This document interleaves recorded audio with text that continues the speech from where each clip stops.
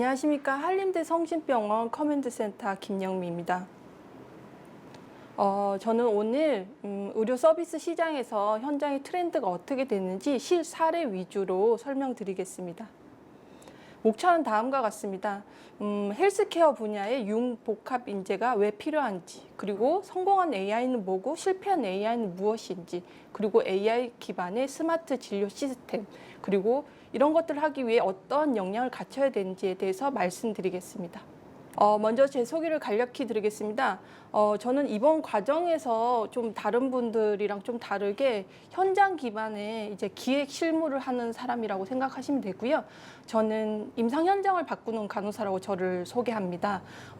AI든 어떤 디지털 헬스케어 기술이든 상관없이 그런 다양한 기술로 의료진의 업무를 효율화하고 환자 서비스를 개선하는 업무를 주로 하고 있습니다. 그래서 여러분들이 조금 생소할 거예요. 바이오 헬스 분야에는 좀 치료 목적의, 진단 목적의 솔루션을 많이 개발하는 곳이라고 제가 알고 있거든요. 근데 맥락은 저희 헬스케어 시스템, 디지털 헬스케어 분야랑 비슷할 거라고 생각을 합니다. 그래서 좀 편하게 의료 현장이 어떻게 변하고 있고 어떤 기술이 들어와 있는지를 초점을 맞춰서 보시면 좋을 것 같습니다. 저희 커맨드 센터는 좀 이름이 생소할 텐데요. 다양한 기술, 그러니까 뭐 IoT, 각종 IoT 기술, 뭐 AI 같은 새로운 기술에 맞는 시나리오를 발굴하고 디지털 기술을 연계 융합하는 일을 하고 있습니다. 이런 것들이 단편적인 기술에서 끝나기 때문에 저희가 수행자 역할도 같이 하고 있는데요. 이런 다양한 기술이 잘 들어가려면 신규 프로세스가 설계되어야 합니다. 그래서 그런 신규 프로세스도 설계하고 현장을 실측하고 현장을 사용하는 사용자들을 교육하는 역할까지 하고 있습니다. 근데 제가 이 일을 하면서 느낀 점이 그럼 한 기관, 한림대 성심병원만 잘 되는 솔루션을 쓸 것이냐, 그러면 어떻게 기술을 만들면 확산이 가능한 형태로 할 것인가에 대해서 고민하는 작업까지 하게 되었습니다. 그래서 저희 팀은 기획, 수행, 확산까지 전담하고 있습니다. 제가 이 분야에 처음 발을 디뎠을 때 얘기인데요. 저는 IT 개발자의 첫 경험이, 협업 경험이 제가 만들고 싶었던 프로그램을 그려달라고 하더라고요. 아마 여러분들도 다른 영역의 사람들과 협업을 해보면 잘 느낄 거예요. 서로 다른 언어를 사용하고 있어서 어떤 결과물이 도출될 때까지 굉장히 힘든 과정이 시작됩니다. 그래서 이제 그 개발자가 굉장히 답답했는지 저한테 이제 그려달라고 하더라고요. 근데 그려달라는 건 이제 머릿속에 뭐가 있어야지 그려주는데 저는 임상 현장에서 간호 업무만 그때 한 7년 정도 했었었고 제가 하고 싶었던 프로그램은 제가 관리하는 환자의 상처를 좀 체계적으로 DB화하고 그런 것들을 기록에 남기고 하게끔 교육을 하고 그리고 치료 과정을 이제 데이터화하고 싶었던 겁니다. 지금으로 따지면 그런 데이터가 모이면 저희가 AI로 학습해서 치료하는 과정에서 어떤 상처 재료들을 써야 되는지 어떤 약을 써야 되는지를 할 수 있는 솔루션들이 많이 나와 있는데요. 이런 데이터가 없으면 그 과정까지 가지를 못하거든요. 그러다 보니 그런 이제 프로그램을 만들고 싶어서 첫 협업이 시작되었습니다. 근데 이때 느꼈죠. 그들의 언어를 배워야 된다는 걸요. 저는 24년차 간호사로서 각종 부서에 있으면서 다양한 프로그램 개발과 뭐 AI 이런 프로젝트에 많이 참여했었습니다. 그때는 굉장히 힘든 과정이었고 정말 좀 하기 싫었는데요. 이런 것이 제가 지금 이 일을 하게 된 과정인 것 같습니다. 여러분들도 이 교육을 듣는 게 제가 봤더니 경력직도 있고 학생도 있고 임상의 분야에 계신 분도 있고 기획 업무를 하신 분들도 있는데요. 지금 이 경험이 헛되이 되지 않을 거라고 저는 생각합니다. AI 전문가들과 만나면 제가 항상 느끼는 건데요. 개발자분들은, AI 전문가분들은 의료 현장을 돕고 싶다고 말씀을 하십니다. 근데 보면은 대다수의 젊으신 분들이고 입원도 한 번도 안 해보고 병원에 대한 수술적 경험 이런 것들이 하나도 없으신 분들입니다. 그러니까 의료 환경을 하나도 모른다는 거죠. 그리고 의료진이 어떻게 업무를 하고 있는지, AI를 활용하면 어떻게 도움이 되는지에 대한 전반적인 지식이 하나도 없이 그냥 TV 드라마에서 보던 그런 환경을 생각하죠. 또 병원 사람도 마찬가지입니다. 저도 그렇고 AI 기술이 어느 정도 할 수 있는지 한계나 이런 것들에 대해서 지식이 없기 때문에 한마디로 다 해달라고 합니다. 의사의 진단 영역 빼고는 거의 다 내가 하는 모든 업무를 다 해줬으면 좋겠어 라고 하죠. 그렇게 이렇게 서로 다른 생각을 하고 있는 게 우리가 지금 현재 기술이 많지만 현장이 바뀌지 않는 이유인 것 같습니다. 그래서 저는 이 융복합 실무형 인재 개발이 필요하다고 생각을 하는 게요. 이런 AI를 기술을 개발하는 기획 단계에서부터 같이 이 주제에 대해서 이 문제에 대해서 논의하고 어떤 기술이 필요한가를 기획 단계부터 논의되어야 된다고 봅니다. 지금 현재는 모든 기술이 AI 기술이 만들어진 다음에 소비자에게 옵니다. 이런 기술이 있습니다. 써보시지 않으시겠어요? 라는 식으로 이제 옵니다. 그런데 지금 이 기술은 이렇게 오면 이미 기획 단계에서 잘못 기획이 됐기 때문에 어떠한 현장의 확산도 불가능합니다. 그래서 병원에서 정말로 필요로 하는지, 그리고 개발 과정에서 실무진들은 여러 가지 피드백을 주어야 되죠. 실제 적용할 수 있게끔. 그리고 확산하기 위해서는 또 이게 병원마다 환경이 다 다르고요. 병원마다 이제 상급 종합병원, 준종합병원, 뭐 의원급 1차, 2차, 3차라고 하죠. 이런 식으로 의료 전달 체계, 한국이 가지는 디지털 헬스케어 쪽의 의료 전달 체계에 따라서 어떻게 쓰여지는 기술이 다 다르기 때문에 의료진을 대상해서 하는 교육도 달라져야 되고요. 그 기술도 달라져야 되기 때문에 확산 분야까지 다 전체적으로 책임을 져야지 이 비즈니스 모델이 열립니다. 그래서 저희가 많이 생각하죠. 이 AI 기술로 과연 병원 운영상 문제를 해결할 수 있을까? 과연 AI 기술이 모든 걸 다 바꿀 수 있을까요? 저는 상당 부분 긍정적으로 생각하는 부분이 있는데요. 그런 것을 하기 위해서, 현실화하기 위해서는 상당한 투자와 의료진 관련해서 환자 관련 프로세스를 근본적으로 재설계해야 된다고 봅니다. 그래서 저희와 같은 이런 다른 영역의 의사소통이 잘 되는 이런 인재들이 많아져서 그런 프로세스를 근본적으로 함께 하고자 한다면 이루어질 수 있을 거라고 생각합니다. 그러면 현장에서 어떤 AI가 성공했고 어떤 AI가 실패했는지 일단 예시로 보여드리겠습니다. 여러분 뭐 이제 잘 아시다시피 현재 의료 쪽에 AI 하면은 영상 판독 AI 잘 아시다시피 굉장히 많이 돼 있고 각종 병원에 많이 들어가 있습니다. 그리고 또 하나는 환자분의 심혈관 질환을 모니터링하는 심혈관 모니터링 AI도 많이 들어가 있습니다. 이런 식으로 우리가 의료기기로 승인도 받고 효과성 입증된 잘 사용하는 임상 쪽에는 그래도 꽤 AI가 많이 발전돼 있고 여러분도 아마 저런 AI 기술을 개발하는 개발자나 그쪽에서 기획하는 사람들이 될 거라고 저는 생각합니다.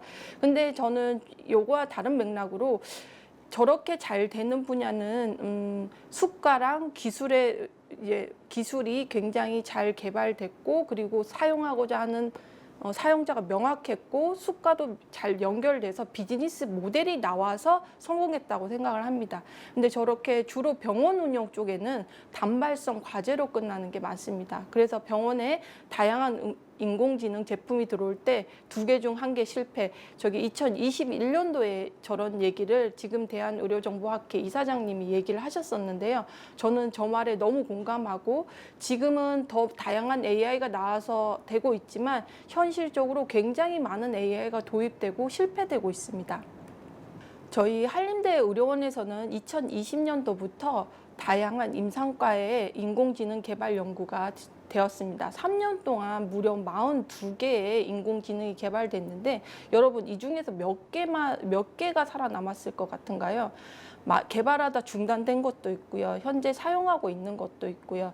근데 이제 많이 만들어진 거에 비해서는 굉장히 저조하다고 생각을 합니다. 하지만 저희가 이런 도전을 계속했던 거는 저희 병원이 이런 현장에서 사용되는 AI를 어떻게 하면 잘 쓸까 하는 것들을 아이디어를 계속 내는 그런 문화가 되게 장려하는 문화가 있습니다. 그래서 저희가 이런 회람을 띄워서 AI 예측 모델 신규 과제를 아이디어를 이제 수집하곤 합니다. 그리고 임상의뿐만 아니라 간호부, 진료 지원, 행정 파트에서 각자 AI를 어떻게 활용할 건지에 대해 모델을 제시하고 그것들을 IT 개발자와 함께 만들어가는 과정을 합니다. 그래서 저희가 만들었었던 게 욕창 AI 예측이랑 그리고 낙상 AI 예측 모델을 개발했었습니다. 그때 당시로서는 2021년 당시로서는 저희가 최초, 그래서 뭐 언론에도 많이 나고 했었었죠. 그래서 대부분 의료기관들은 이런 최초라는 타이틀을 굉장히 좋아합니다. 그래서 최초로 저런 실시간 예측 모델을 개발하였다, 이런 것들이 나왔죠. 그래서 낙상 예측 AI를 개발한 걸 보시면 학습 데이터를 확보하기 위해서 환자의 기본 정보, 간호 정보 조사지, 그리고 간호 기록, 여러 가지 혈액 검사 결과, 여러 가지 평가 도구, 이런 것들을 5년치 학습 데이터를 학습하였고요. 또 저희 병원의 의료원에 있는 EMR 시스템, 의료정보 시스템에 흩어져 있는 정보를 취합했습니다. 간호정보조사시, 간호활동, 환자의 평가 도구, 이런 것들을 다 분절되어 있는 데이터를 통합하였고요. 또 낙상을 유발시키는 약물들도 있었기 때문에 지금 보이시는 약물 리스트에 약이 처방이 나면 그 약물에 대해서도 그 낙상 위험도가 올라가기 때문에 처방난 시점에 대해서 환자의 낙상 평가가 올라가게끔 AI 모델을 설계하였습니다. 그리고 여기서 저희가 보시면, 화면에서 보시면 AI 낙상 예측 발생률이 82%입니다. 이렇게 나와 있죠. 저게 AI가 해주기 전에는 간호사들이 각종 여러 가지 데이터를 눈으로 확인을 하고 그 환자의 낙상 평가 점수를 체크를 해서 평가 점수를 내렸습니다. 그래서 이제 저희 보시면 낙상 평가 점수가 이게 나오고 낙상 고위험군이라고 평가가 되면 이제 간호사들은 낙상이 일어나지 않게끔 예방 활동을 합니다. 그리고 그 낙상 점수와 함께 예방 활동을 무엇을 했는지, 뭐 예를 들어서 환자 사이드 레이를 올려주었는지, 환자에게 야간에 어떻게 행동하라고 설명을 했는지 같은 여러 가지 예방 활동, 교육 활동들을 간호 기록으로 넣습니다. 그래서 저희가 AI 시스템을 만들어서 낙상 고위험군을 예측하고 간호 기록으로 간호 활동을 자동으로 기록할 수 있도록 연동할 수 있게끔 프로그램을 만들었습니다.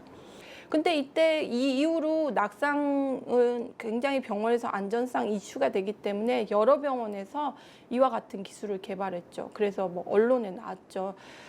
보건산업진흥원에서 스마트 병원 선도 모델이라는 사업을 했었습니다. 각종 IoT 이런 AI 기술을 통해서 환자의 안전이랑 질 관리를 상승시키는 거에 대한 선도 모델을 개발했었는데요. 거기서 제일 많이 나왔었던 분야가 낙상 예측 모델이었습니다. 그러면서 언론에 낙상 사고가 120초에서 10초로 단축됐다. 굉장한 혁신이다 하면서 이런 것들이 공유됐죠. 근데 저는 의료 현장에 있는 저로서는 이미 낙상이 일어났잖아요. 이미 낙상이 일어났는데 120초에서 10초로 단축됐다고 뭐가 과연 틀려질 것인가는 거죠. 간호사 입장에서 보면 낙상을 예방하는 데 기술이 쓰여졌으면 좋겠는 거지, 낙상한 환자를 빠르게 대응하는 거는 별 의미가 없거든요. 그러면 이게 과연 최첨단 기술이 중요한가, 문제 해결이 중요한 건 거죠. 그래서 저는 이런 기술을 적용했다로 너무 저희가 그런 생각에 빠져 있었던 건 아닌가 싶어요. 그러면 저 AI 솔루션을 그럼 병원에서는 환자의 안전을 위해서 사줄 것인가는 거죠. 돈을 지불하고 살 만한 가치가 있냐는 거죠.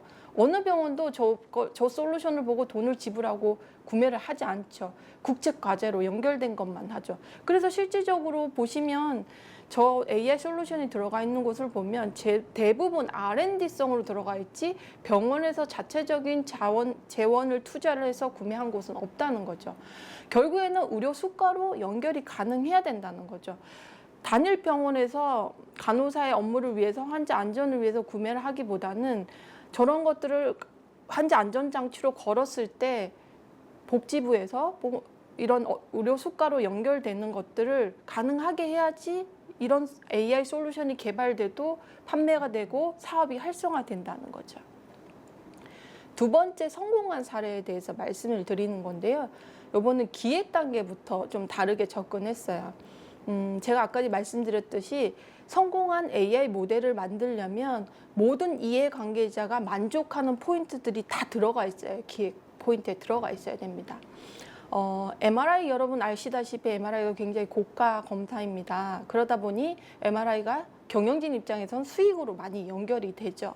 그래서 MRI를 많이 찍고 싶어 하는데 MRI가 저희 병원만 같아서 저 자료에 보시면 2017년부터 2021년까지 검사는 처방은 많이 늘어났는데 실시하는 건수가 처방 나는 거를 따라잡지 못하고 있는 거죠. 그러니까 처방은 나는데 뭐 한 달 뒤에 오세요. 뭐 3주 뒤에 예약됐습니다. 이런 식으로 되는 거죠. 근데 환자는 치료를 해야 되기 때문에 빠르게 MRI를 찍어야 되기 때문에 타 병원에 가서 MRI를 찍어 온다거나 이런 악순환이 반복이 되는 거죠. 그래서 검사 대기 시간이 길어지고 환자의 진료에 공백이 생기는 거죠. 그리고 응급 환자들은 한 6개월 전에 예약해둔 뭐 장기 그냥 검진 차원의 스크린한 환자 때문에 응급 환자들은 당일 MRI를 응급이어도 찍을 수가 없는 이런 상황이 발생된 거죠. 경영자 입장에서는 MRI를 더 많이 찍고 싶죠. 수익도 올라가고 환자의 질을 높이는 차원에서도 말이죠. 그러면 간호사랑 영상 기사 측면에서 무엇을 해결하고 싶었냐면요. 그럼 MRI를 예약할 때 저희가 어떻게 예약을 하냐면 저희가 흔히 어떤 예약을 한다는 거는 소요 시간을 알아야 되는 거잖아요. 저희가 어디 뭐 극장을 가거나 어떤 스튜디오를 빌릴 때도 제가 사용하는 시간이 얼마 정도다라는 게 나와야지 그 스튜디오에 시간을 비워서 예약을 할 거잖아요. 그리고 뭐 강의도 그렇고. 그런데 그 소요 시간을 예측을 하지 못한다면 계속 그 빈 시간이 존재를 하겠죠. MRI도 똑같습니다. 240개의 코드가 있는데요. 이 소요 시간이 다 달라요. 그러면 이 240개의 소요 시간을 모두가 다 알고 있을 것인가? MRI실에서 굉장히 오랫동안 한 20년간 근무하신 영상학과 기사님은 대충 느낌으로 알고 계시더라고요. 근데 간호사, 그리고 의사, 그리고 간호사 중에서도 이제 보조 인력들이 예약을 많이 하는데 그분들이 저 240개의 코드의 검사의 뭐 준비 사항과 시간을 과연 알 수 있을까요? 절대 알 수가 없거든요. 이런 다양한 조건들을 어떻게 해결해야 되지라는 의문이 나왔습니다. 자, 여러분이 만약에 이 화면을 오늘 입사를 했는데 예약을 한다고 생각을 해보세요. 환자가 왔는데 저 달력에서 10월 18일을 클릭을 하고 이제 지금 처방난 어깨 MRI를 예약한다고 치죠. 그럼 어깨 MRI가 얼마가 시간이 걸릴지는 잘 몰라요. 그리고 번호 2번에 놓여져 있는 시간대를 고르는 거죠. 예약이 0인 자리를 찾으면 되는데요. 지금 보시다시피 예약이 0인 자리가 하나도 없어요. 새벽 1시 10분밖에 없죠. 네. 그리고 그 빈자리를 눌러서 예약을 하는 건데요. 어떤 환자가 새벽 1시 10분에 MRI를 촬영을 하죠? 못하죠. 근데 이날 진료 본 교수님은 이렇게 말을 하죠. 18일 날 무조건 찍고 나에게 28일 날 오라고 해 라고 얘기를 하죠. 근데 18일 날 찍을 수 있는 시간이 없는데 그러면 이제 간호사나 이제 들어가서 얘기를 하죠. 교수님 18일 날 찍을 수 있는 시간대가 없습니다. 그러면 그거를 본인이 신경 써야 된다는 거에 일단 화가 나고요. 이 환자는 빨리 찍어야 되는 환자이기 때문에 그러면 내가 MRI실에 전화를 하면 돼? 이렇게 되는 거죠. 근데 MRI실에 전화를 한다고 해서 없는 자리가 생기는 건 아니거든요. 이러면서 모든 의사, 간호사, MRI 기사, 심지어 환자까지 모두가 다 힘들게 되는 거죠. 그래서 결국에는 예약을 못 잡고 그날 와서 기다렸다가 노쇼하는 환자를 기다렸다가 MRI 찍고 가세요. 이런 식으로 되는 거죠. 그래서 저희는 일단 문제 정의부터 시작했어요. 무엇이 잘못됐나. 지금 현재 예약은 획일화된 예약 슬롯을 제공하고 있었습니다. 30분 단위로. 그러다 보니 실제로 20분 만에 끝나는 검사도 있고요. 1시간 30분이 걸리는 검사도 있는데요. 시간을 잘 모르다 보니까 이제 좀 안전하게, 왜냐면 딜레이 되면 뒷사람이 다 밀리기 때문에 안전하게 그냥 1시간에 한 명씩을 이제 넣게 되는 거죠. 잘 모르니까. 그러다 보니 저렇게 실제 공백 시간이 발생을 하는 거고, 또 하나는 한 1시간 걸릴 줄 알았는데 알고 봤더니 1시간 30분 걸리는 검사였던 거죠. 그러면 검사 지연이 발생을 하는 거죠. 그러니 저렇게 비효율적으로 관리가 되고 있었던 거죠. 저렇게 관리가 되다 보니까 여러분 테트리스 해보시면 아시다시피 저 공백이 없어야지 착착착착 쌓이잖아요. 애초에 예약 슬롯 자체가 그런 식으로 예약을 할 수 있는 시스템이 아니었던 거죠. 그러니 MRI실 선생님들은 MRI실 기사님들은 그 소요 시간을 알고 있거든요. 그러니 본인들이 직접 예약을 잡겠다, 그러니까 전화를 달라라고 하니까 의사, 간호사 모든 사람들이 MRI실로 전화를 해서 예약을 잡기 시작하는 거죠. 그러면 꼭 예약 시스템을 건드려야 되냐? 뭐 이런 생각이 들잖아요. MRI 장비를 더 들이면 안 돼? 이런 생각들을 하죠. 근데 여러분 모르시겠지만 MRI 장비는 한 대 30억 이상 되는 고가 장비입니다. 그리고 도입하는데 해외에서 들어와야 돼서 한 2, 3년 소요가 되고요. 또 하나는 제일 중요한 건 공간이 부족합니다. 병원에는 여러분 되게 미로 같잖아요. 왜 미로 같냐면 공간이 없는 곳에서 환자를 위한 검사 장비들이 막 들어오다 보니까 그렇게 설계가 된 거죠. 그래서 MRI 장비를 넣는 건 가장 쉬운 방법입니다. 그런데 고비용, 그리고 시간, 공간 다 모든 것들이 해결 안 되는 거죠. 그래서 저희가 생각한 게 그럼 과연 저희가 가지고 있는 MRI 장비로 그러면 인력을 더 넣어서 밤에도 찍으면 어때? 뭐 그 사람을 더 넣으면 되는 거 아니야? 지금 최고로 많이 찍고 있는 건 맞아? 직원들이 놀고 있진 않아? 경영 입장에서는 이런 생각을 하게 되는 거죠. 그래서 저희가 이런 것들을 해결하기 위해서 이제 국책 과제를 기획해서 제안을 했습니다. 병원 자체적으로 이런 AI 솔루션을 개발할 인력도 없고 예산도 없었기 때문에 그때 나이파에서 인공지능 기반의 디지털 전환을 가속화하는 사업이 있었습니다. 그래서 AI 기업이 AI를 만들고 저희는 수요자인 저희는 그런 것을 구매해서 쓸 수 있게끔, 그리고 양쪽이 이제 상승하는 이런 생태계를 구현하는 사업이 있었거든요. 그래서 그 사업을 통해서 저희가 제안을 했었죠. 병원 운영 효율화 AI가 필요하다고요. 그 전까지는 솔직히 바이오헬스 쪽에 AI는 많이 개발이 되고 R&D 사업도 많은데요. 이런 운영 효율에 관련된 AI를 지원하는 사업은 없었었죠. 그래서 그 사업을 통해서 저희가 제안했었는데 이 AI 도입 과정을 보면 이 변수들이 다른 과제에 비해서 그렇게 많지는 않아요. 검사명, 뭐 진단명, 환자의 상태, 그리고 응급으로 해야 되는지, 주치의가 누군지, 어떤 진료과인지 이런 거에 대한 변수를 적용해서 소요 시간을 예측했고 이걸 하다 보니 소요 시간 AI로 다 해결되지 않는 문제가 발생했어요. 당일 응급으로 검사해야 되는 환자들을 무조건 당일날 해야 되는데 소요 시간이 있다고 저게 해결되진 않거든요. 그러면 오늘 당일날 응급 환자가 몇 명이 발생할 것인가를 예측해서 그 예측한 시간대랑 그리고 그 개수, 그 빈 예약 슬롯을 남겨놔야지 당일 응급 환자를 예약을 해줄 수가 있거든요. 처리를 할 수 있거든요. 그래서 저희는 당일 검사 가능한 환자를 시간 추천하는 룰 베이스까지 같이 포함해서 개발을 했습니다.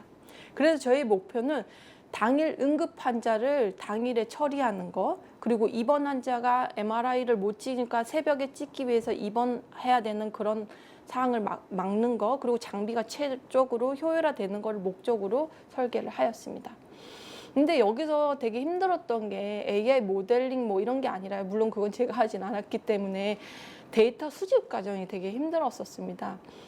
MRI 장비에서 MRI 소요 시간을 뽑으면 된다고 굉장히 심플하게 생각을 했는데 MRI 장비에서는 장비가 가동한 시간 그리고 끝난 시간을 가지고 있어요. 근데 그거를 한 병원에 열어주지 않는 거죠. 근데 저희는 이해가 안 되는 거죠. 저희 환자가 촬영한 시간인데 왜 장비 회사에서 그걸 열어주지 않는지, 그리고 그 회사가 진짜 그 데이터를 수집하고 있는지 별 의미 없는 데이터라고 생각할 수도 있는 거죠.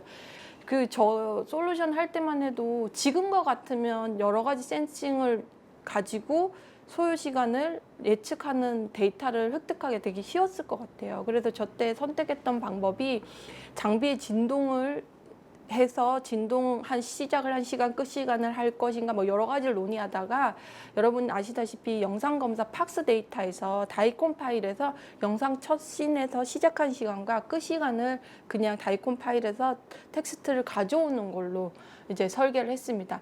그러면 소요 시간은 정확해지는데 솔직히 영상 검사를 하려면 환자를 눕고 이제 처리하는 시간들이 필요해요. 환자가 갖고 있는 여러 가지 장비를 세팅하고 환자의 진정제를 투여하기도 하고 이런 것들이 검사 소요 시간이랑도 연결되거든요. 그래서 환자가 MRI실로 입실하기 전과 입실하기 난 후의 시간에 대해서 저희가 데이터를 획득하기로 했죠.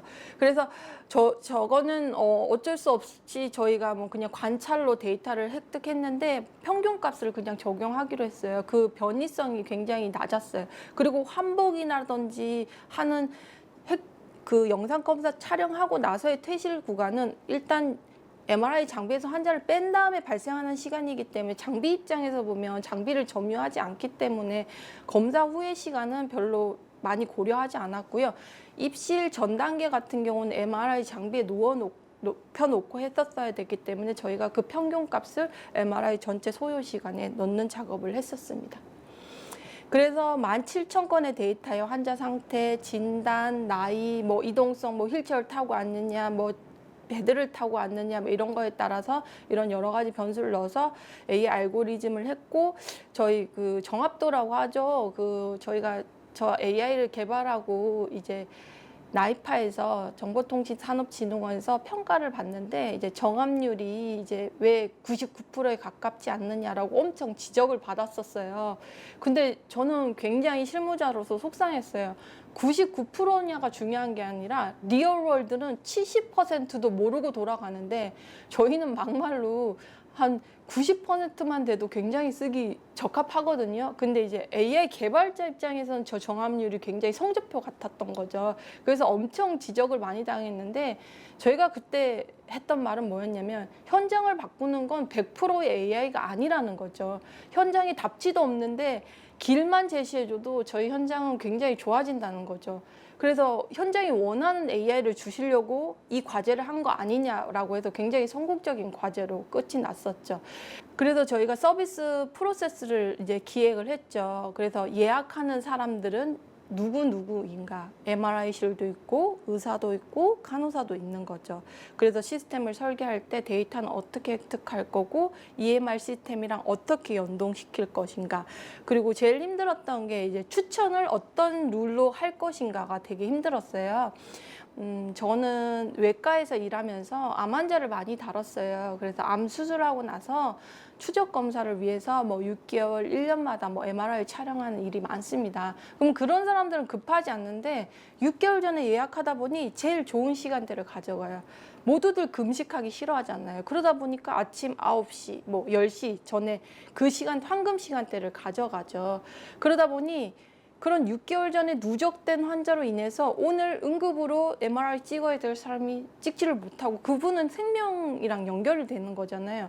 그러면 6개월 전에 그날 하루를 빼고 온 환자를 기다리세요라고 저희도 할 수 없는 입장이잖아요. 그러니 환자를 입원시켜서 야간에 촬영을 하고 이런 것들이 있었어요. 그래서 저희가 환자들이 급하지 않고 직장을 다니는 환자들한테 오후 시간대를 추천해 준다든지 주말을 추천해 준다든지 이런 식으로 룰을 정해 가지고 추천하는 기반 예약 시스템을 만든 거죠. 그리고 영상의학과에 있는 영상의학과 기사 선생님들은 그것들을 장비별로 한눈에 어떻게 예약이 돼 있는지를 볼 수 있게끔 만들었는 거죠. 이 화면은 여러분도 보시다시피 환자의 처방이 나면 무슨 검사고 척추 MRI인데 소요 시간은 60분이야. 정답을 알려주죠. 그러니까 환자가 저 얼마나 걸려요? 그 검사? 이러면 60분 걸립니다 라고 얘기를 해주면 되고, 간호사 입장이랑 오늘 당장 입사한 직원도 말을 할 수가 있겠죠. 그리고 금식 여부, 그리고 금식을 하는지 안 하는지, 조영제를 쓰는지 안 쓰는지, 그리고 환자한테 심박동기라든지 금속 보형이 있나, 폐쇄 공포증이 있나, 이런 거에 따라 준비사항이 다 달라지거든요. 그런 것들을 체크하면서 이제 환자한테 질의를 하면서 그 데이터를 넣게 되는 거죠. 8월 10일 날 결과를 보고 싶고 그 전에 찍어주세요라고 하면 8월 10일 날 판독이 나와야 되기 때문에 판독이 한 5일에서 6일 걸리거든요. 간호사들이 매번 그걸 계산을 해서 넣었거든요, 머릿속으로. 근데 이제 8월 10일 날 난 결과 보겠어라고 하면 8월 10일 날 판독이 나오는 기준으로 날짜를 저렇게 추천을 해주는 거예요. 8월 3일, 뭐 8월 뭐 몇 시, 뭐 4시, 2시, 3시 뭐 이런 식으로 추천을 해주는 거예요. 그러면 간호사는 뭐 어떠한 고민도 없이 저 시간대를 환자에게 여쭤보고 예약을 하는 거죠. 그러니까 간호사가 특별한 지식이 없고 저 소요 시간을 외우지 않아도 되죠. 장비별로 찍을 수 있는 검사가 다 따로 정해져 있어요. 뭐 예를 들어서 심장 MRI는 뭐 1번 장비에서만 해야 돼. 뭐 2번 장비에서는 꼭 뭐 약간 척추 쪽 계열은 다 2번 장비에서 해야 돼. 이런 식으로 장비마다 뭐 해상도에 따라서 영상학과랑 교수님이 원하는 장비들이 다 따로 있거든요. 그런 것들을 다 AI 추천에 AI 소요 시간이랑 맞물려서 했기 때문에 알맞은 장비에 알맞은 시간에 예약이 들어가는 거죠. 왼쪽에 보면 프로그램 적용하기 전이어서 보면은 빈 공백이 보이는 게 이제 보이시죠? 파란색이 예약된 시간이고요. 빈 공백이 발생하는데 오른쪽에 화면을 보시면 오른쪽에 프로그램을 보시면 검사별 소요 시간에 따라 해서 유효 시간이 거의 없이 뭐 끝나는 시간에 바로 뭐 48분이면 다음에 48분에 바로 시작하게끔 그런 식으로 이제 테트리스 사이즈 착착착 쌓이죠. 저 유효 시간만 줄어들어도 검사를 10% 더 할 수 있는 시간대가 나오는 거죠. 잘 보시면 바탕화면에 핑크색이 있고 초록색이 있고 그럴 거예요. 핑크색은 응급 환자용이에요. 그래서 저거는 외래 예약을 하는 환자에게는 보여지지 않는 시간대예요. 그래서 응급 환자를 위해서 열려 있고 응급으로 판단된 환자만이 그 예약 시간대가 뜨게끔 그래서 했고 그렇게 만들어 놓은 거예요. 아예 슬롯 배정을 따로 했습니다. 그리고 지금 보시는 노란색으로 된 부분은 검사 장비가 장비 점검이 들어가면 검사를 못 하거든요. 근데 흔히 이제 교수님이 전화해서 아니 장비 예약 시간에 아무것도 없는데 왜 우리 검사를 안 해줘? 근데 장비 점검 중인 시간이거든요. 이런 것들로 인해서 실무자들끼리 굉장히 충돌이 일어나죠. 아니 선생님 우리 검사 있었는데 이 시간 빈 시간 해줬으면 되잖아요 하면서 싸움으로 번지고 굉장히 큰 문제들이 발생하는데 실제로 저 화면을 보면 장비 점검이 언제인지도 확인할 수 있게 된 거죠. 그래서 저는 이 프로그램 만들고 당연히 많이 쓸 거라고 생각을 했었어요. 근데 이 프로그램 오픈하고 잘 사용을 거의 안 하셨어요. 그러니까 전 이해가 안 되는 거예요. 그래서 외래 간호사 대상으로 그러니까 외래 간호사들은 예전처럼 계속 MRI실에 전화를 해서 예약을 잡고 있었던 거죠. 그래서 왜 그러냐 이렇게 찾아갔더니 불안한 거예요. AI를 못 믿는 거죠. 이제 본인들이 더 정확하다고 생각을 하는 거죠. 그래서 저걸로 잘못된 소요 시간으로 잘못 예약이 들어가면 그 책임을 본인들이 져야 되니까 이제 믿지 못하는 거죠. 그러니까 그 AI에 대한 신뢰도가 없는 거죠. 그래서 1대1로 교육하고 그 AI가 얼마나 정확한지에 대해서 1대1로 전체 교육과 1대1 맞춤 교육을 했죠. 이게 현장 실무자들의 이제 대부분의 생각인 것 같아요. 자기가 제일 많이 알아. 내가 현장의 답을 알고 있어. 그래서 AI도 못 믿어. 이런 식으로 모든 기술을 배척하거든요. 그래서 다 1대1로 다 교육에 들어갔죠.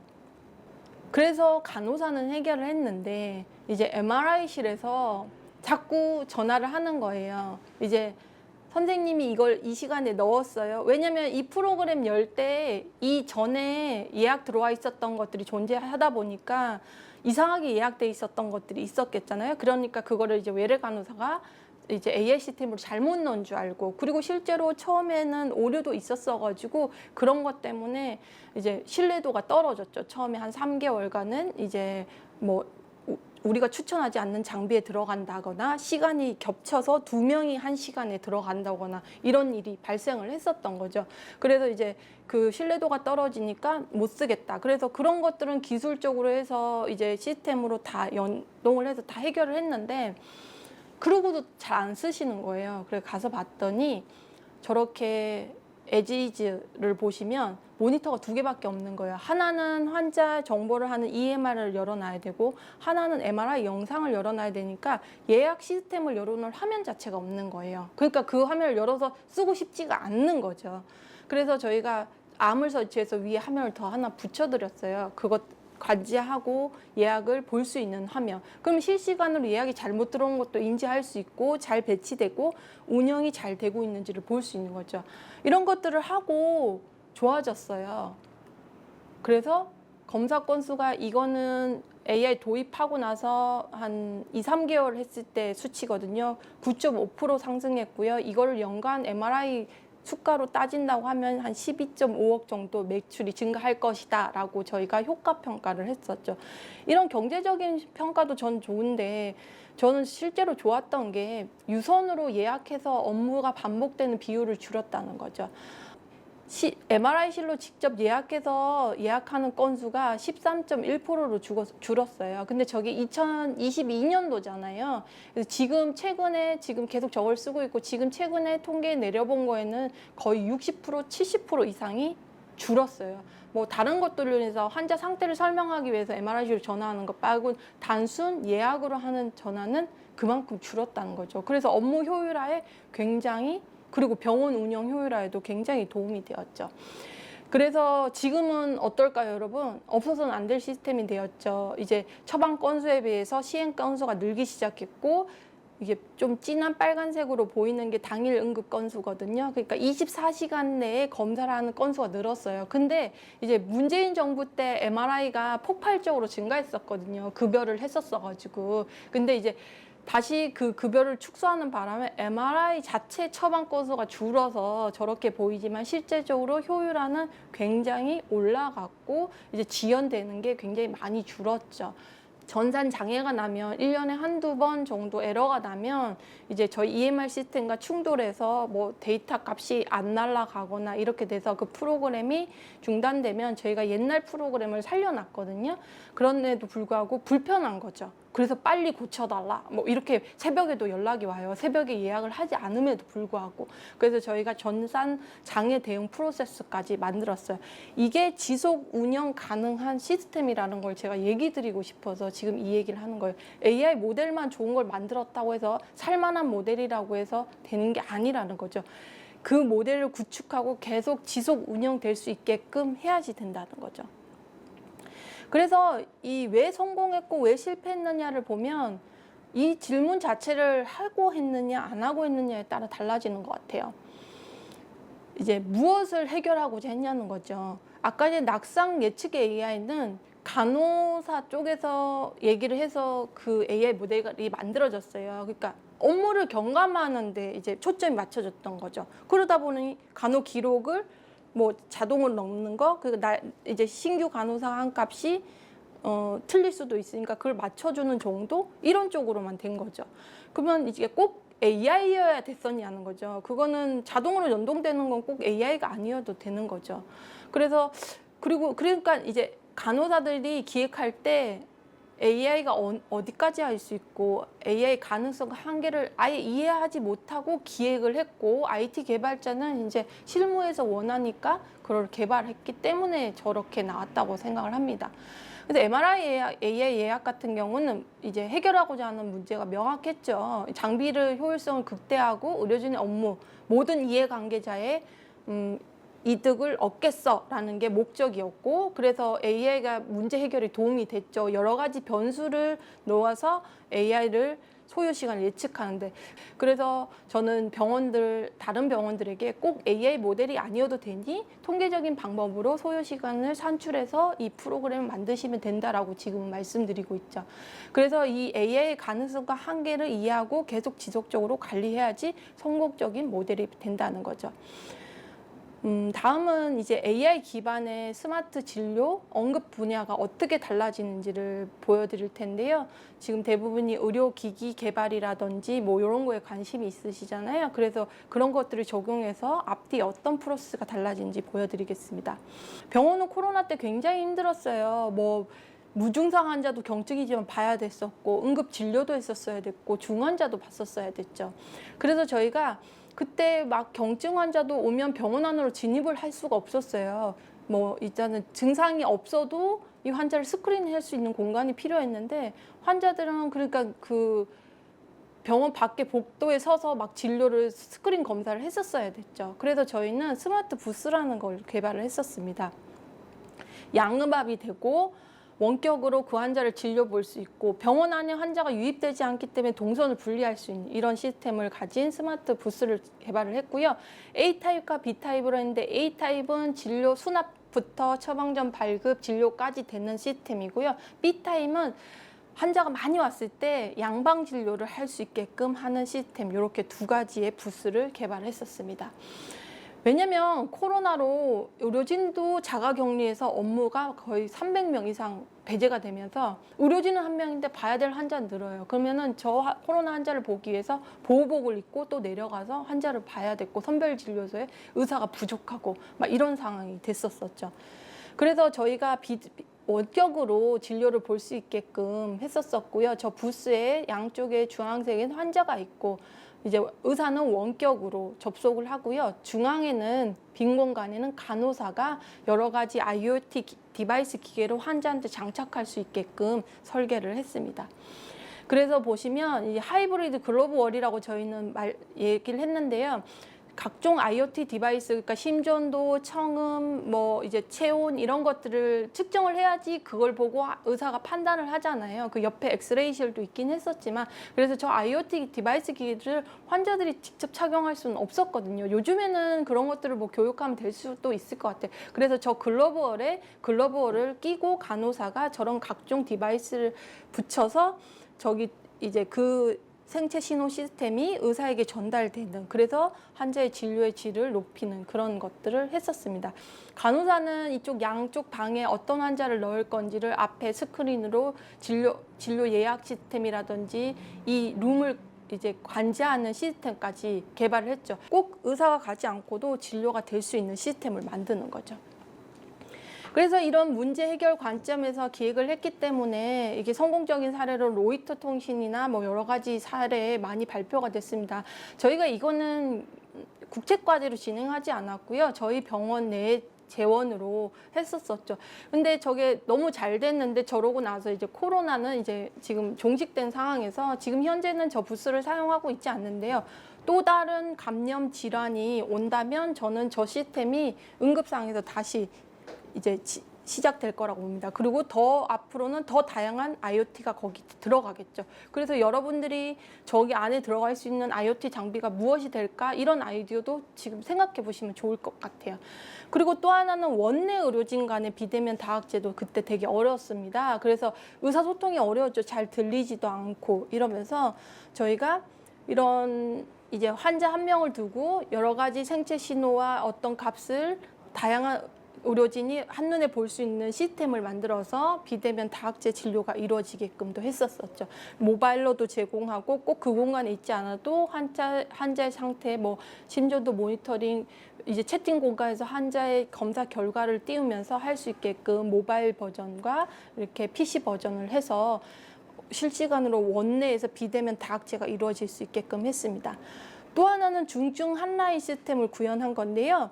이송 중에 비대면 다학제 진료를 한 시스템인데 저희는 브레인 세이버라고 부르는데, 이제 뇌졸중 환자가 발생을 하면 응급실에 이제 도착을 하고 이제 MRI 찍고 약이 투여될 때까지 81분이 소요됐었어요. 그래서 이제 저 골든 타임을 놓치면 안 되거든요. 그래서 저희는 브레인 세이버를 만들어서 환자가 구급차를 타고 올 때부터 이제 구급 대원들이 부착한 웨어러블 모니터링으로 환자 데이터가 넘어오고, 병원은 그 데이터를 보고 의료진이 MRI 장비를 이제 점유하고 약이 바로 오자마자 촬영하고 약이 투입될 수 있게끔 해서 44분으로 골든타임을 줄일 수가 있었죠. 그래서 이거는 그 신교과 그 학회 교과서에도 실렸다고 하더라고요. 이거를 만든 건 저희 전에 원장님이 개발해서 만든 건데요. 그래서 보면은 이런 앱을 통해서 그 응급구조사는 심전도 모니터링, 체온 모니터링 같은 모니터를 붙이고, 저 체온 모니터링이 그때 위치까지 추적할 수 있는 거였고, 요즘에는 위치 추적할 수 있는 게 굉장히 많아졌죠. 그러면 이제 의사들이 CT나 MRI나 이런 것들을 준비를 하고 이제 구급차 올 때 이제 스마트 교통 통제 시스템이라고 해서 안양시는 스마트 시티가 되어 있거든요. 파란불이 다 되게끔 이런 식으로 구현을 했죠. 그리고 환자가 얼마 후에 도착한다는 걸 실시간 위치 예정 시간을 의료진은 받고 CT실에 먼저 가서 준비할 수 있게끔. 그리고 여러 병에 의료진이 왔었어야 되는데 병원 안에서 이 환자의 실시간 위치를 볼 수 있게끔 RTLS도 환자한테 부착해서 환자가 뭐 예를 들어 응급실에 있는 줄 알고 응급실에 내려왔더니 환자는 이미 CT실로 가버린 거죠. 이런 것들을 위치를 알 수 있게끔 저희가 여러 가지 IoT 기반으로 응급 환자 핫라인을 만들었죠.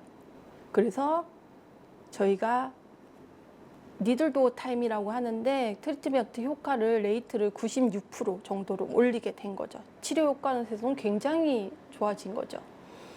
그리고 스마트 ER이라고 해서 AI 기반의 응급 환자 시스템도 저희가 개발을 했었는데요. 뭐 응급실에 내원한 환자 3년간 21만 명의 데이터를 분석해서 응급 환자 사망률, 중환자실 입실 예측, 뭐 심정지 예측 이런 거랑 검사 이상 알림 이런 것들 그리고 이런 다양한 데이터를 모아서 저희가 하고 싶었던 건 뭐냐면요. 응급실이랑 자원은 한정돼 있는데 지연이 발생해서 신속한 응급 진료가 안 되는 것 때문에 관리가 잘 안 되니 이런 것들을 AI로 이제 AI 기반으로 현상 감지를 하는 알고리즘 적용해서 자원 효율화를 하고 싶었던 거죠.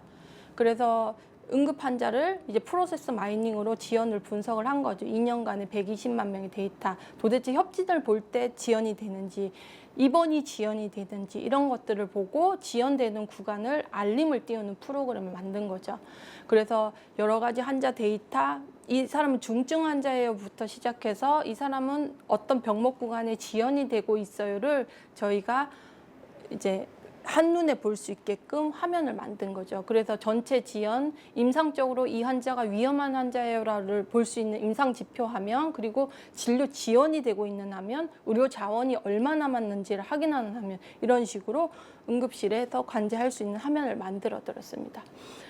근데 이제 지금은 AI만 사용하는 게 아니에요, 여러분. 그래서 이 과정이 중요한 건데 타 기술과 연계되어야 되거든요. 저희는 이제 지금 여러 가지 디바이스로 AI로 예측은 했지만 그러면 이제 사람이 갈 것인가 로봇이 갈 것인가 그래서 원격 비대면은 누가 연결해 줄 것인가 이런 식으로 여러 가지 시나리오를 하고 있는데 예를 들면 상급병원에 진료가 필요하면 환자 발생 시 생각보다 많은 문제가 있기 때문에 환자를 이제 모시고 상급병원으로 오죠. 근데 그러면서 환자는 이제 119를 타고 와야 되고 여러 가지 시간 소모가 많이 되죠. 그래서 그런 것들이 비대면 진료가 될 수 있게끔 뭐 로봇을 붙인다든지 꼭 로봇은 아니어도 되겠죠. 여러 가지 AI 기반의 기술로 환자의 예측값을 상대방 의사에게 보여주고 같이 비대면 협진 진료가 될 수 있게끔 하고 있습니다.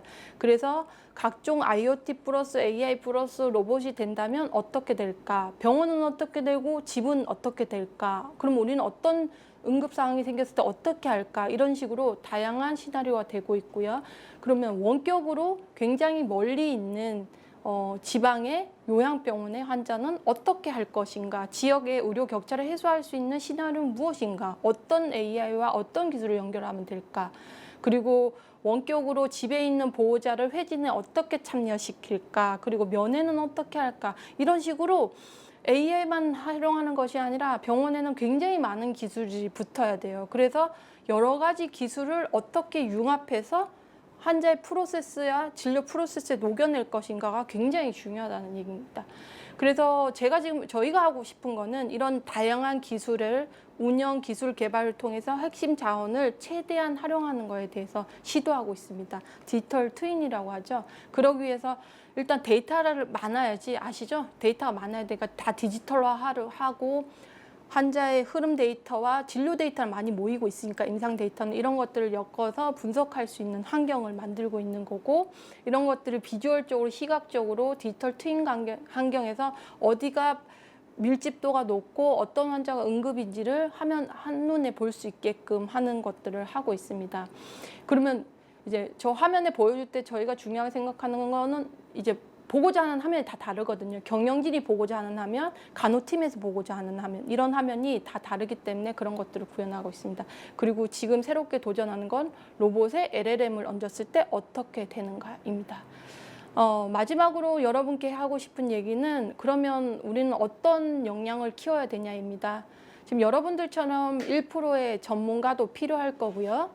그리고 제일 중요한 건 무엇을 어떻게 왜 라는 것들을 기획하고 계속 관리하고 아까 말씀드렸던 한계와 가능성을 이해하는 사람이 필요합니다. 기술 자체에만 중점을 둔다면 100% 실패하거든요. 그래서 저는 바이오 헬스도 똑같고 디지털 헬스도 똑같고 다양한 이해관계자의 관점을 분석한 후에 들어가야 된다고 봅니다. 오케스트라 지휘하는 거랑 저는 똑같다고 생각을 하거든요. 그래서 바이오 헬스케어 분야의 융합 전문가인 여러분들도 과연 만들고자 하는 AI가 어떤 이해관계자가 그걸 사용할 건지 그리고 구매를 할 건지 이런 것들을 생각해 보면 좋을 것 같습니다. 혼자서는 갈 수 없거든요, 여러분. 타 분야 전문가들과 커뮤니케이션 할 수 있는 능력, 그리고 끊임없이 새로운 트렌드의 기술을 받아들이는 노력, 이런 것들이 필요한 것 같습니다. 쉽지 않습니다, 여러분. AI도 로봇도 디지털 전환도 기술 잘 사용하면 쉬운 길이 없는데 여러분도 저도 같이 만날 기회가 있을 것 같습니다. 경청해 주셔서 감사합니다.